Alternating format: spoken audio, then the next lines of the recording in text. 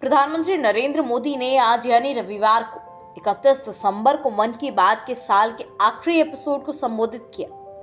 इस दौरान पीएम मोदी ने कहा कि 108वां एपिसोड उनके लिए बेहद खास है।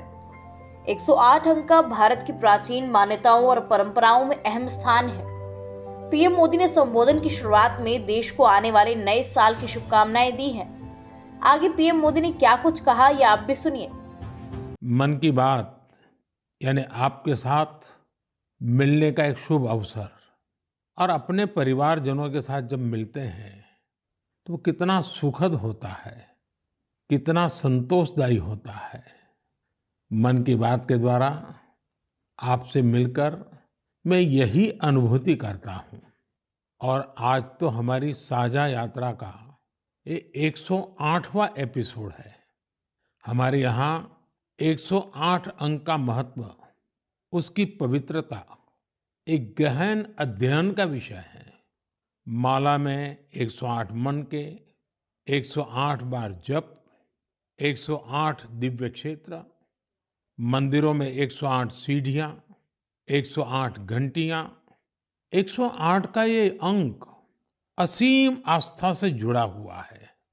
इसलिए मन की बात का 108वां एपिसोड मेरे लिए और खास हो गया है। इन 108 एपिसोड्स में हमने जन भागीदारी के कितने ही उदाहरण देखे हैं, उनसे प्रेरणा पाई है।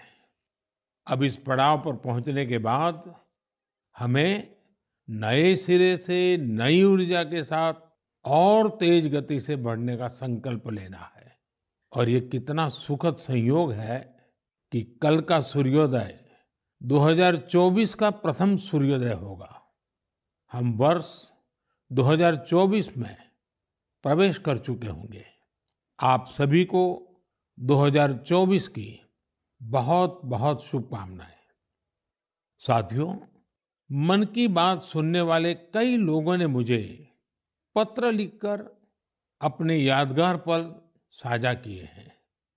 ये 140 करोड़ भारतीयों की ताकत है कि इस वर्ष हमारे देश ने कई विशेष उपलब्धियां हासिल की है। इसी साल नारी शक्ति वंदन अधिनियम पास हुआ, जिसकी प्रतीक्षा बरसों से थी। बहुत सारे लोगों ने पत्र लिखकर भारत के 5वीं सबसे बड़ी अर्थव्यवस्था बनने पर खुशी जाहिर की। अनेक लोगों ने मुझे G20 समिट की सफलता याद दिलाई। साथियों, आज भारत का कोना कोना आत्मविश्वास से भरा हुआ है। विकसित भारत की भावना से, आत्मनिर्भरता की भावना से ओतप्रोत है। 2024 में भी हमें इसी भावना और मोमेंटम को बनाए रखना है। दिवाली पर रिकॉर्ड कारोबार ने ये साबित किया कि हर भारतीय वोकल फॉर लोकल के मंत्र को महत्व दे रहा है। साथियों, आज भी कई लोग मुझे चंद्रयान-3 की सफलता को लेकर संदेश भेजते रहे हैं। मुझे विश्वास है कि मेरी तरह आप भी हमारे वैज्ञानिकों और विशेषकर महिला वैज्ञानिकों को लेकर गर्व का अनुभव करते होंगे। साथियों, जब नाटू नाटू को ऑस्कर मिला तो पूरा देश खुशी से झूम उठा। द एलिफेंट विस्परर्स को सम्मान की बात जब सुनी तो कौन खुश नहीं हुआ। इनके माध्यम से दुनिया ने भारत की क्रिएटिविटी को देखा और पर्यावरण के साथ हमारे जुड़ाव को समझा। इस साल स्पोर्ट्स में भी हमारे एथलीटों ने जबरदस्त प्रदर्शन किया। एशियन गेम्स में हमारे खिलाड़ियों ने 107 और एशियन पैरा गेम्स में 111 मेडल जीते। क्रिकेट वर्ल्ड कप में भारतीय खिलाड़ियों ने अपने प्रदर्शन से सबका दिल जीत लिया। अंडर 19 T20 वर्ल्ड कप में हमारी महिला क्रिकेट टीम की जीत बहुत प्रेरित करने वाली है। कई खेलों में खिलाड़ियों की उपलब्धियों ने देश का नाम बढ़ाया। अब 2024 में पेरिस ओलंपिक का आयोजन होगा, जिसके लिए पूरा देश अपने खिलाड़ियों का हौसला बढ़ा रहा है। साथियों, जब भी हमने मिलकर प्रयास किया, हमारे देश की विकास यात्रा पर बहुत सकारात्मक प्रभाव हुआ। हमने आजादी का अमृत महोत्सव और मेरी माटी मेरा देश ऐसे सफल अभियान का अनुभव किया। इसमें करोड़ों लोगों की भागीदारी के हम सब साक्षी हैं। 70,000 अमृत सरोवरों का निर्माण भी हमारी सामूहिक उपलब्धि है।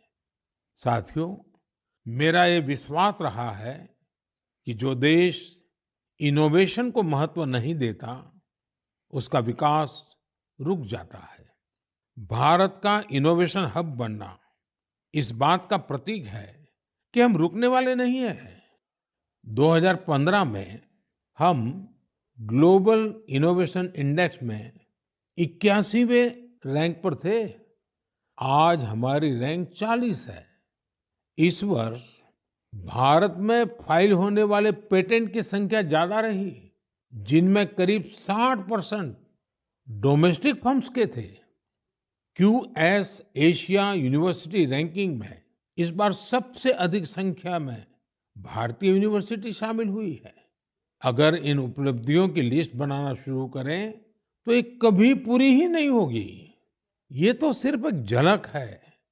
भारत का सामर्थ्य कितना प्रभावी है। हमें देश की इन सफलताओं से, देश के लोगों की इन उपलब्धियों से प्रेरणा लेनी है, गर्व करना है, नए संकल्प लेने हैं।